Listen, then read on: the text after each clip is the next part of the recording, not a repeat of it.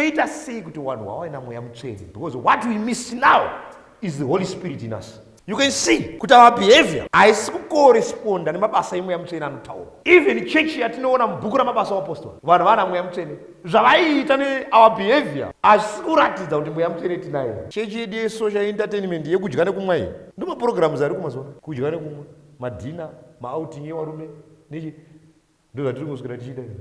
Tinoriwana seiko simba racho? Even wakapfugama iwe unazonoti ndikapfugama hapana zvandiri kuita pano, unozozviona kuti wamalaka takapfugama zvedu bati kana connection echa hapana, unozviona ubude tikuda kubudisa mama chizvo zvaunoenda panza.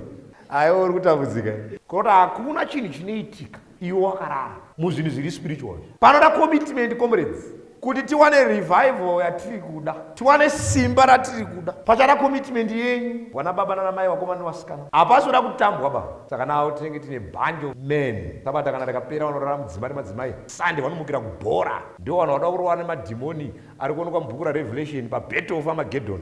Vanomuka kuita zvebhora nemajezi nechi, warara mudzimba dzavo. Mande vomuka wakumabasa tsvaka mari, wotaura hanzi mweya tsvina mitatu yaya hatinorowana nayo tinopedza. Uri kuzvinyepera, uri kutorota zvako, tokanganwa. Kana usitori paplatform ikurwa maevents hautoripo, you are excluded.